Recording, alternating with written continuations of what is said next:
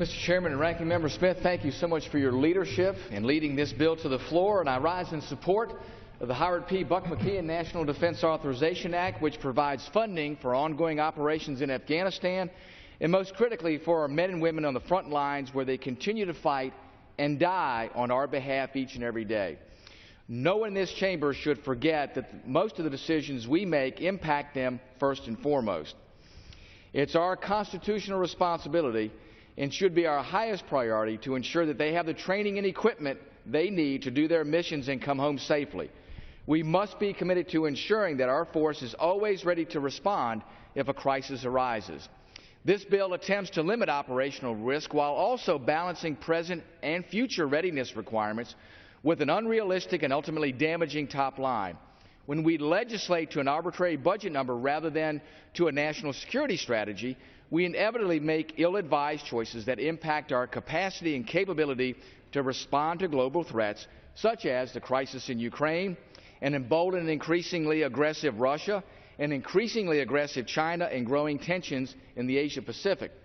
If circumstances demanded we call up our forces to respond at this point in time, our military options would be limited.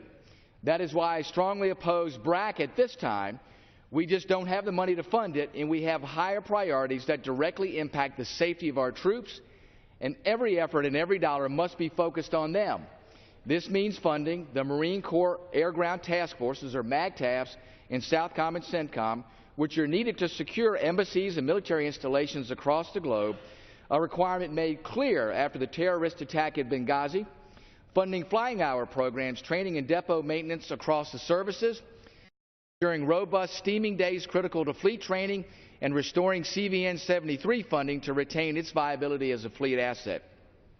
These fixes, of course, don't alleviate my concerns about readiness shortfalls or risk to our warfighters. We here in Washington need to do all we can to decrease such risks. We ask a lot of our men and women who serve. We must not ask them to go into a fight without the training and equipment they need to succeed. When I took my oath of office to serve in Congress, I swore that I would abide by the principles laid out in the Constitution to ensure a robust national defense. While I believe this bill reflects that commitment, we cannot lose sight of the fact that FY16 is ominously looming and sequestration remains the law of the land. The short-term and often short-sighted choices we have been forced to make will only exacerbate our readiness levels. We must continue to focus on restoring the readiness lost as a result of sequestration, but the fact remains that the national security requirements, as outlined in the defense strategy, far exceed the budget. I remain deeply concerned about the overall readiness of our force, not just the men and women that are fighting in Afghanistan, but those stationed around the globe. We must ensure they are properly trained, equipped, and prepared to meet the challenges on the horizon with overwhelming strength and superiority. It's time to fix sequestration and start budgeting to meet our defense strategy, not a senseless and arbitrary budget number. With that, Mr. Chairman, I yield back. Gentleman from Virginia.